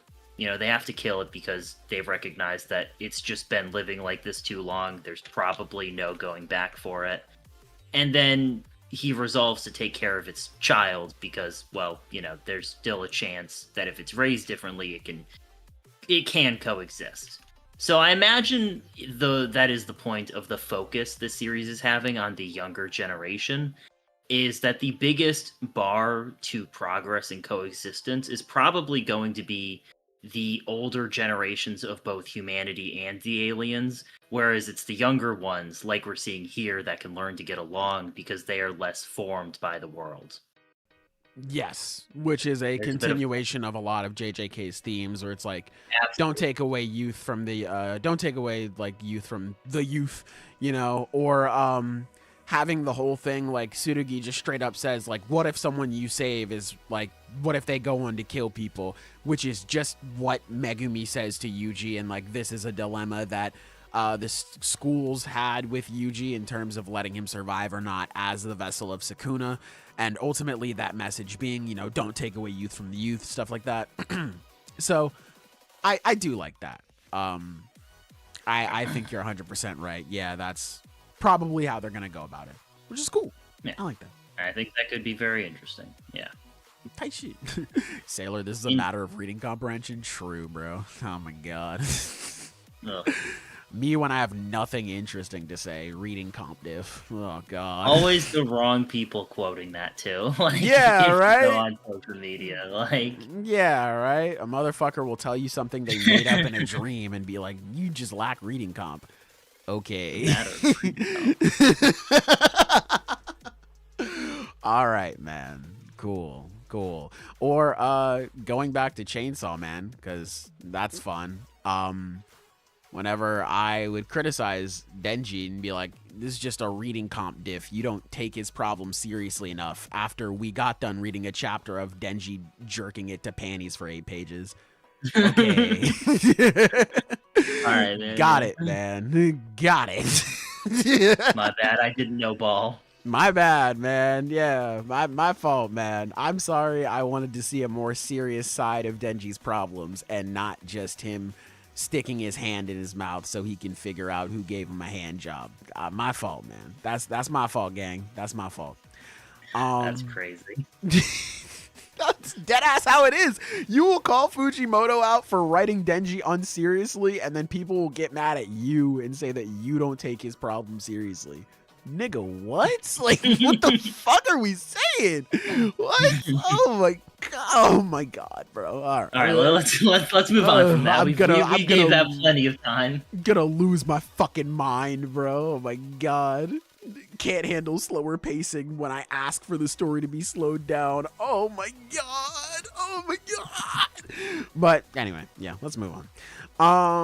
Let's talk about the next chapter on the docket. Dandadan Chapter. What is it? 209? I forgot. It's one of those. Yeah, it's some number. Yeah, 209. Yes. How you feeling about this one? I have no idea, because it's like, it just happens. I was very surprised at how fast it happened. I will say, you know, story stuff, like, because we don't really know what went down exactly, so it's like, it's kind of like, I don't know how to feel about it at the moment. Presentation-wise, this is an amazing chapter. Oh, like, it's so beautiful. It's gorgeous. Like, the presentation, it feels so quiet and slow. There's, like, such a lack of sound effects being used. It feels so just serene. Yeah. It feels like a genuine, like, ritual being done, and it's handled very respectfully. It just looks so good. Yeah. I love it. Like, it's almost like it's one of the things that I just love about, like, stories, or I guess, like, mediums like this, where it's like, it's so easy for me to imagine things. Like, I can just imagine, like, hot summer night, you hear the cicadas, like, in the background, just, like, quiet wind just blowing through as Momo just disappears. And it's like, jeez, like, it's like I felt so many things reading that moment. And then, of course, you know, she gets brought back, and that's why I was like, oh, wow. We'll crazy. We'll see how that is. Yeah, we'll definitely see how that goes. It's like, damn. All right. I do like the overall message of it, you know, where Momo went out of her way to help other people, and she's rewarded for that. I like the fact that love in the end won out, and she's like, make sure you take care of my grandma. I don't care if I end up sacrificing myself. And she is rewarded for the heart and the love that she displayed in this moment. And now she can see through, like she saw through in the fight that her friends are okay. Now she can make sure, like, they're okay, and she can help them out, and she can start to get this revenge on the people who have done her wrong. I really like that. I'm just very surprised at how fast we got to this point. It's kind of amazing, honestly. Yeah. It just happened. It does just happen. It just happens, yeah. I guess it makes sense I'm not saying that it doesn't make sense at all. It makes sense from the perspective of like, okay, they took out the illusion that they had around the whole area. So now that they're back in the real world, you know, okay, we have everything all together. We'll help you out, which is nice. I again like what that means for Momo. It was such a jarring experience. Like, damn, okay, that fast? I guess I can't be too mad at it, but cool. I just wasn't expecting it. Yeah. And like, again, I don't have a whole lot more to say on this chapter. It's gorgeous. You know, I wish I had more analysis for it, but like, it is just genuinely, it is gorgeous to look at. Yeah, it's a quiet chapter. It's a nice chapter. I don't have too much to say on it. It's kind of similar to JJK Modulo, where it's like, I don't have much to say on it other than like, I think this is really good. I think this is a good chapter. Just surprised by how fast things ended, but I don't think that's a bad thing in this case. So I look forward to seeing what happens with Momo. I love more Momo content, so if that's what that means, then I'm all for it. So hell yeah. Hell yeah. Yeah, I don't really have too much to say on that, so we can move on to the speed round. Is there anything that you read that you want to go over, or I've read a few things I can talk about? Very quickly, I guess. I fucking love the Sakamoto Days chapter. Dude, I was not expecting this at all. Them dropping the helicopter on them. I was like, what the fuck is this? Dude, I mean, like, hey, shout out to the broadcast lady who got saved, but like, was she just driving it with her feet? What about the pilot? What is going on here? You got saved off screen. We're good. And the off-screen, Peace-K got off-screen hockey? What the hell? Let's go. Yeah, except he used it to save people. You know, that's the difference. Inverse Blackbeard for real, Taishi. Yeah. And I love this chapter so much. It was good. I just love Heisuke. Heisuke is awesome. I love the interaction between him and Kamihate, where he's like, oh yeah, no, I wasn't really thinking about it. He's like, you bitch, you broke my record and you didn't even care? Like, fuck you, man. How dare you? Yeah, I really like that. I really like Kumanomi. I think she's just one of my favorite characters. So I love seeing her fights are always so fucking cool. And I love her shitty attitude. So seeing a cool Kumanomi fight and seeing her shitty attitude get addressed by Kamihate with him talking about, like, it makes sense. It's like, yeah, I'm one of the strongest people in the world. A lot of people are dead weight to me, but if you don't move past that, you'll never get to understand like just how valuable people are. You'll never get to appreciate friendship, which is very powerful. You know, Kumanomi and her backstory. Yeah. He's mid, but I like him. No, yeah. Kumanomi and where she comes from and just how much she values her allies. But she oversees this simple fact, and it's probably what's going to cause her to lose in the end, which makes me sad. Please don't kill Kumanomi. I love Kumanomi, please. I love Kumanomi. If she's dead, though, sick ass way to go. Sick ass way to go. Yeah. Turn the tunnel into a railgun, essentially. That's a pretty sick ass way to go. I'm not gonna lie, it's pretty good. Yeah, I think that is just honestly one of my favorite like defeats in the story, like because there's so many creative wins. I think that's just one of my favorites. It is such a I would have never expected this. Yeah.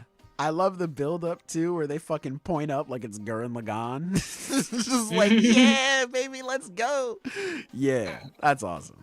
I was very caught off guard. I just couldn't help but laugh when I saw the end of the chapter.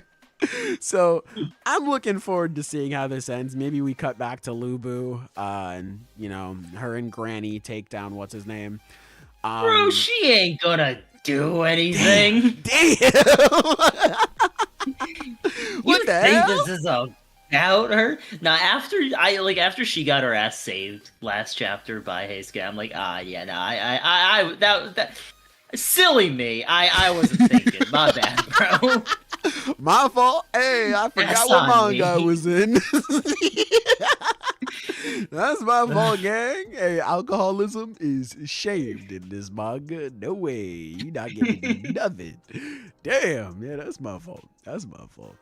Yeah, that's how it is. That's how it is. You know, whatever. She ain't gonna do anything. That's okay, I guess. Hey, man. Lubu, I'm still holding out for you. You know, you get to throw something in and, I don't know, maybe Granny saves you. It's like, oh, fuck, it's really over. But yeah, I like it.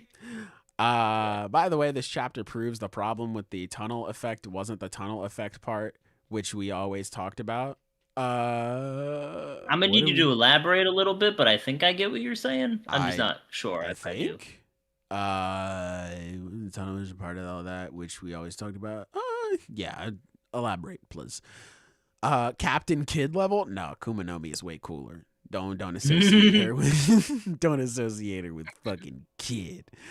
To me, the most interesting thing that happened to JJK this month was when Power Scaling Son used power scaling to defend his own ship against shipping daughter. Hell yeah, man. True. Twitter discourse W.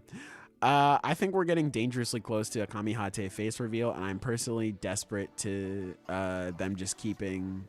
I don't know what he looks like. Yeah. Yeah, I don't mind. I don't really care either way. It's whatever for me. I don't really mind all too much. I wouldn't be surprised if he is just a sniper the whole way through, though. But yeah, Sakamoto Days was very fun. I like this chapter. Yeah. Also, Ichi the Witch. Very good. Ooh, yeah. Let me write down that timestamp real quick. Ichi the Witch was pretty damn good. Like, this is just a setup chapter, but I like some of the world building we get around, like, how they travel around and just the different methods there are. And it's a neat little, it's not super, it's probably not going to play a huge role, but it's just nice. And, yeah. I like the setup for this arc. I feel like this is one of the highest stakes arc we've had so far. Where, because it's on two fronts. They have to go after this magic. It is one of the most dangerous ones, apparently. Like, top 3 in the verse, apparently. Wow, I'm fucking flashbanged by that. I was not expecting us to go after them this soon. Yeah, and it's like, we're just hearing about them. This is one of the most powerful, one of the most dangerous. They've been trying to acquire this for a long-ass time. They're sending the goat in, the two of them. Yeah. And, that's on its own. That's cool. But their performance directly, and they don't even know it. They don't know that their performance will impact the course of this war. Yeah. In greatly. Such a massive way. Yeah. Yeah. When Shin got saved by the tunnel effect. I know what you're referencing. I just don't know, the context of what you mean in this moment. I just don't quite understand the point. I'm sorry. I'm sorry, man. We're stupid, Yeah, I don't know why you're watching. We're dumb. Hold on now. Wait a minute. Ichi looked at that broom like the Green Goblin mask was calling to him. Yeah, I'm surprised he didn't ride that into this arc, but maybe that's an after. I feel like he's going to get that later. This is... Yeah, it's gonna be cool. It'll be dope. Stripes type shit. Yeah. I'm very excited to see where this goes. Yeah. And because of how high stakes this arc is, I wonder if they're gonna fail. Oh. Because this would be a huge turning point in the story. Oh shit. Oh, that would be so sad, actually. Damn. Oh. I think it would be so interesting too, because if they fail, it would be like, well, we failed. That that's fine. Everyone before us has failed to do this, so that sucks. But we'll move on. And then it's like, no, we lost one of our biggest advantages ever because of this. Damn. I think that would be really that would be very emotional so because there's it isn't just the magic they'd be losing. It's there's a whole person that would be caught up in this. And that's, I think there's a lot of good drama there. That's who Jiki Shirone ultimately wants to protect at the end of the day. So this would be essentially her going. That would be sad because she, World Hater Magic and what's his name, who infiltrated a couple chapters ago. Which, by the way, Descara's whooping the fuck out of that dude was so cool. I just caught up caught back That up is recently. so Oh cool. my god, that shit was so sick, dude. Where he teleports away and talks shit about her dead brother, and then you see, because I'm so used to in shonen where it's like, he got away, but seeing him walk up to World Hater, half his face gone. Holy shit! That shit is so cool, bro. Oh my god, I love this car so much. Yeah. I like that would go up against her belief too, because World Hater and his homeboy are just like, yeah, humans and magics, they just we cannot coexist with each other. So in order to continue trying to coexist with a human, Jiki Shirone would have to betray her morals and join up with him. Like, it's so fucking sad. Oh god, I'm really there's some hoping good it's drama not the there. case. Yeah, it makes sense if they do fail though, but I'm really hoping it's not the case. Damn, man. Yeah, we'll have to see. Yeah, aside from that, I don't have much more to say on it, but it's like I think this arc is gonna be real good. Yeah, I liked Gokuraku at the start where he's like, I got lasers and all types of other shit. They're just like, can you please stop lying? So I hope this is like a Usopp situation where it's like the lie he just told, that shit comes true later, because that'd be cool. I would like that. That'd be very interesting. But yeah, good chapter. I'm saying that Kamihate using the tunnel as a railgun is just as meathead and dumb as the tunnel effect, but the circumstances how they use behind how they're used differ, and that's Saka Days as a whole. I don't think so. I get what you're saying. I mean, personally, I didn't mind the tunnel effect thing. If I'm being completely honest, I just did not mind that at all. I think it's the tunnel I know effect some thing people is, here did. Like, I get it. yeah, I think the tunnel effect thing is kind of silly just because of like, Sakamoto Days is already pretty fucking crazy. Like, it's already very silly, and I think this chapter is a good example of that. But I think the tunnel effect thing is just like, okay, Shin is in a situation where like, all right, you're just gonna lose now, buddy. You're gonna die. And then Fair. it's just like, oh, actually he's not now. And he's able to escape. And like, I think he was saying like, oh, I'm so tired, I can't do this. And then he like does it, and then he gets away. I think fair. that's I mean, different that's from fair. Yeah, I think that's different from Heisuke, like looking like he's gonna die, getting reinforcement, having that reinforcement like hype him up and be like, damn bro, you're fucking crazy, and then using Kumanobi's anger and rage to be like, no, you don't understand what situation you're in right now, and them proving that they have a good understanding of what's going on in their surroundings and ultimately manipulating that into a win. I think that's different. I do think I understand from like surface level, like fucking sending a helicopter into a tunnel and having that turn into a cannon and beat up Kumanomi is ludicrous. It's fucking crazy. Yeah. But I think the context of both situations are different enough where I feel like they're not a direct one-to-one. But I can see where you're coming from. I get where you're coming from, yeah. Yeah.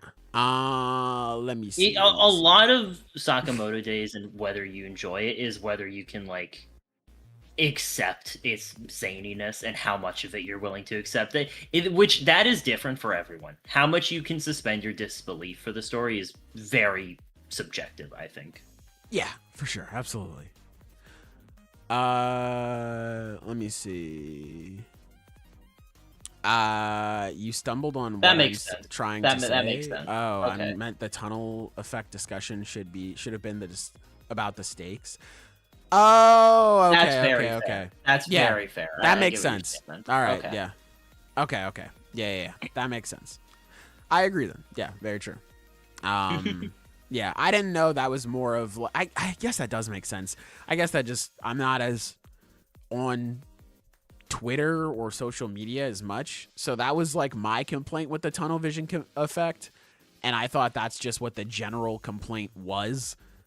No, people just a big thing is people just just thought the ability itself was bullshit. Okay. Which that was the major thing that I took disagreement with. I thought that was like I didn't find it that much crazier than mixing up some gears and pulling out a gun. Like, let's be fucking for real. Yeah, Like, yeah. That does make sense. Okay, yeah, I see. Yeah. That was just my own ignorance there. Okay. Yeah, that's fair though. The discussion about it wasn't. It got worse because it became a huge meme. So there was this like misconception going around too that it just happened. Gotcha. Okay, like that there was no supernatural ability involved. That it just fucking happened. The tunnel effect just occurred. Gotcha. Okay. That makes sense. All right.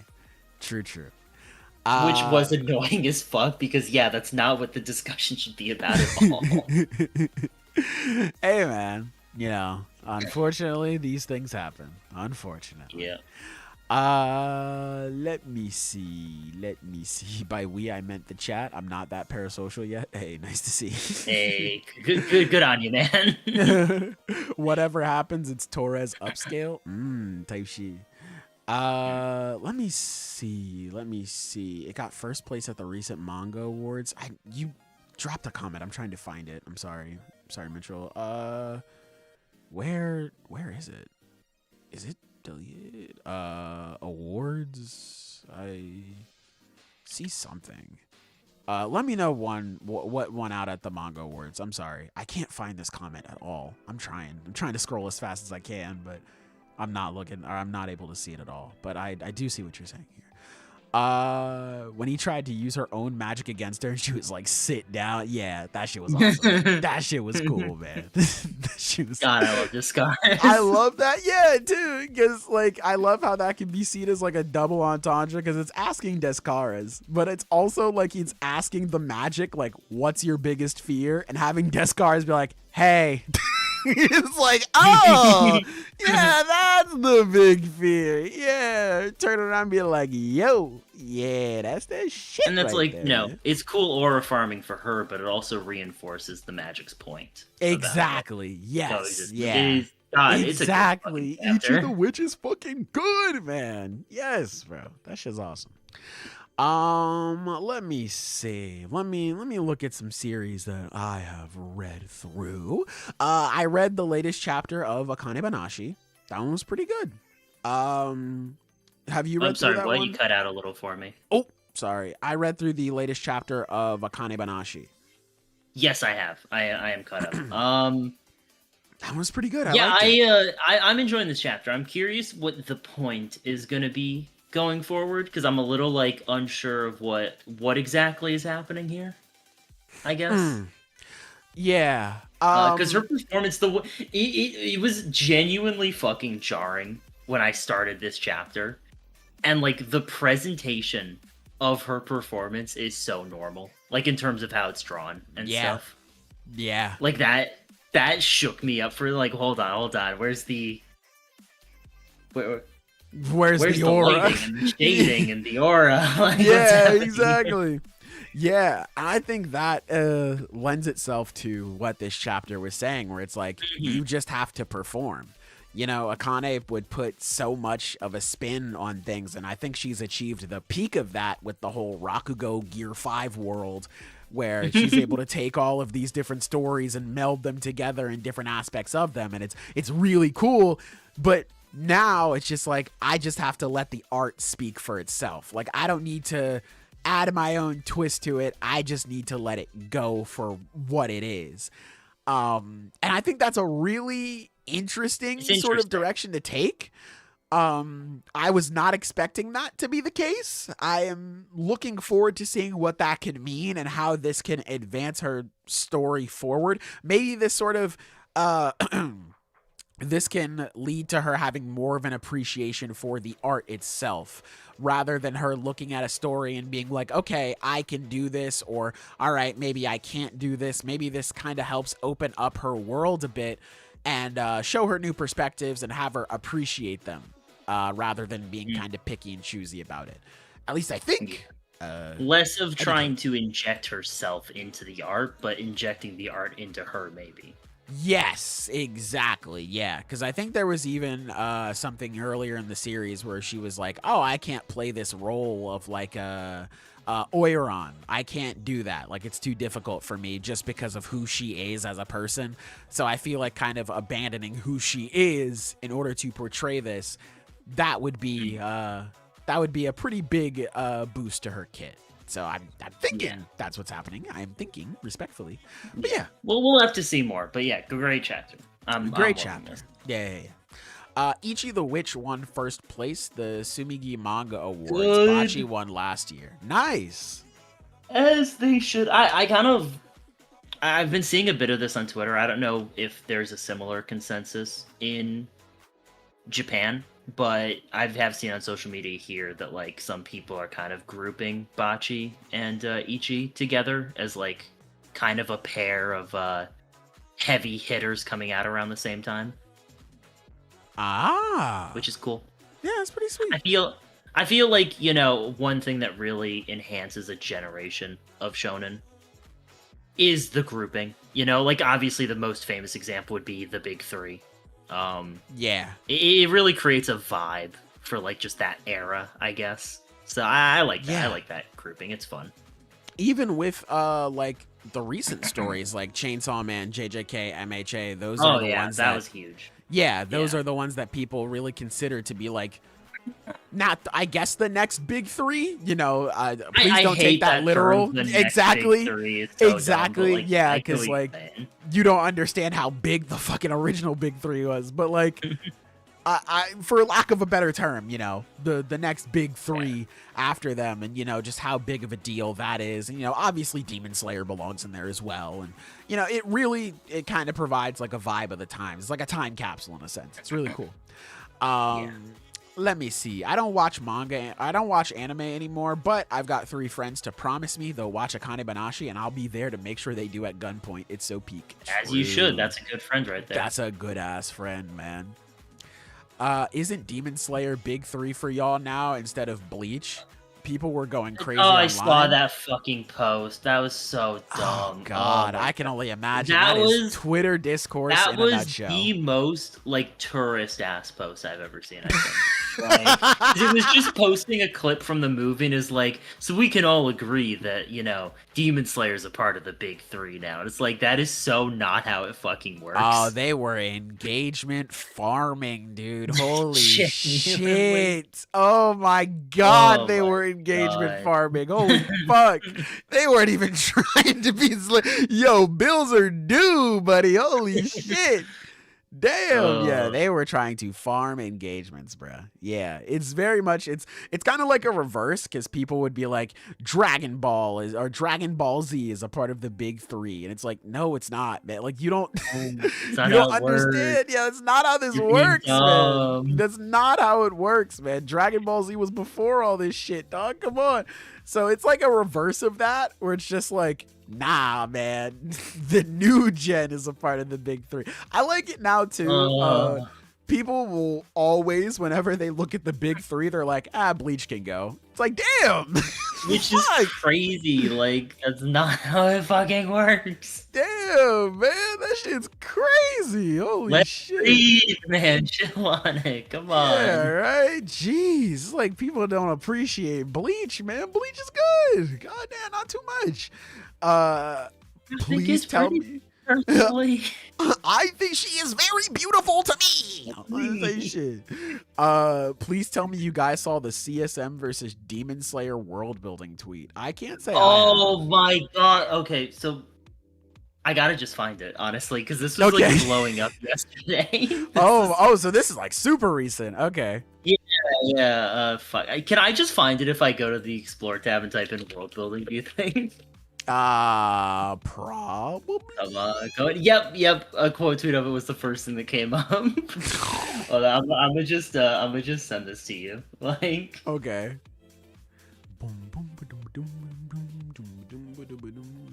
Oh god, let's see how bad this is. Oh no. Bro, they thought world building was the building. Oh no. Oh my god. No. Now that's engagement farming. Oh, this is so engagement farming, bro. Oh my god. I love how they had to add a note. World building does not refer to the many buildings shown. Okay, I'm gonna be honest. This is like funny engagement bait, though. It is, it is funny, but God, is it dumb? It's very stupid, but I think this is pretty fucking funny. This is actually good engagement bait. I'm not gonna lie. The world building? Nah, that's so fucking funny, bro. Yeah, that's good. I like that one. Y'all don't get to decide that for Bleach. Like, what the fuck? We can't change history at this point? Exactly, bro. Exactly. Oh my god, dude. People are so, like, they are sick freaks, man. They so badly want to have that, like, they want to have that tagline. It's like, I don't know. It's like marketing. Title. It's so weird. Exactly. Yeah. Like, it's like, I don't even think they want it for themselves. They just want the validation. Like, they want the marketing. They want to feel included in something. Like, it's okay, man. Like, fuck. It's cool. Be something else. Yeah. Like, you can just be like, I really love MHA. And it's like, yeah, hell yeah, man. Or like, you can speak on the influence that these series had because no one is discrediting them. Like, fuck, bro. MHA, Demon Slayer, fucking JJK, like, these series, they got motion, bro. Like, I mean, you gotta think, like, this is the stuff that, like, a lot of people who are not mangaka have been reading. Yes. Yeah. Like, who will one day grow up to be that next generation of mangaka. Yeah, man. Like, we will see the influence, we just can't see it right now. Like... And that's fascinating. That's genuinely so interesting to see because we're not there yet. Even like the Kagurabachi author, he's noted that one of his main inspirations is Naruto. Like we're still in like the generation of people that grew up on the big three. Like that is just true. So it's awesome, man. I mean, I'm excited to see what shonen is gonna look like in that next generation. I think that's gonna be really interesting. Next generation. Boruto. That's what it's gonna look like. Not that generation. I think people don't understand that there were and there are bigger manga than the big three. The thing is how big they were together. They shaped a generation together. It's history, man. Yeah. Mm-hmm. Yeah. Consistently. They were fucking going. And like people never it's always just Twitter discourse because people never bring up like, what about that time where Promised Neverland was like one of the highest selling ones in the magazine? They don't never talk about that. Or like Haikyuu, like they don't ever talk about that. It's always like the same ones. It's just like, come on, man. Yeah. Shit. You don't have to have the title of Big Three. It's okay. You'll live. It's fine. It's never like the criteria of a new, because it's always a different criteria. It's either like, oh, this is so popular, oh, this is so influential, oh, this broke records on Crunchyroll, oh, this has high sales. And because no one can agree on what the criteria is, no one can agree on what the next big three even should be. It's always just, it's my favorite thing and I like it. Yeah, exactly. Yeah. It's something. It's debate and engagement for the sake of it. But hey, sometimes it's funny. Sometimes you get really good tweets like that world building one. That shit is funny. I'm about to retweet that one. That shit is funny. That shit is funny, bro. I like that tweet right there, man. Ooh, the Eagles won. Let's fucking go. But yeah. I think in terms of quick stories that I want to talk about, I think that's it. For me anyway, I did not read anything else. I was checking out Kurumizawa's Folly that Silver is checking out, or that he was mentioning. I only read chapter 1. Them chapters are long though, boy. God damn. Them chapters. I cracked that thing open. The first chapter is 80 pages. I said, God damn. But that's okay. Damn. Yeah, I was like, that's okay. The next chapter is going to be like 25 pages. That John said 45 pages. I said, God damn. I went to go check the next chapter. I was just like, all right. The next chapter has to be like, what, like 20 pages? 40 pages. God damn. What the fuck? Okay. I only read chapter 1. I enjoy it so far. I am looking forward to seeing what happens next. I don't really have much to say about it, though. But maybe I'll talk to Silver about it when I catch up. And, you know, he'll open my mind. He'll put me on game and open my perspective to some shit. But That's about it for me. I don't really have much else to say with the podcast. I'm not gonna lie. I'm not chilling. retweet that shit on my timeline, Sailor. Damn, bro. All right, I won't do it just for you, Luke. You've been around. We've been locked in like these for a while, Luke. I won't do it just for you. But sometimes you gotta do things for yourself, you know? Sometimes you gotta be selfish, you know? Like, you know what I'm gonna do for the both of us right now, Zenith? I'm gonna end this episode, man. I'm gonna end this episode, man. It was a good podcast. Good podcast. Yeah, good episode. Me and you. Good episode. This is a nice short stream, but I'm really looking forward to what next week's got for us. Absolutely. I think about how DC's trio is Superman, Batman, and Wonder Woman. There's absolutely superheroes that sell better than Wonder Woman when they're on page, but people need to understand that trio is built on history. You can't quantify that, man. True. Exactly. True, There's a man. reason you still see her on that, like, when people are like, oh, Mount Rushmore of superheroes and shit like that. Like, she's there for a reason. Yeah, absolutely. But yeah, man. Some good shit, some good talks, good discussions. With that all being said, we're getting up out of here, man. Let us know down below what your favorite chapter of the week was. Doesn't have to be anything we covered here on the podcast. Make sure you like up the stream, whether you're watching live or after the fact. Let us know again what your favorite chapter of the week was, man. Very, very good stuff.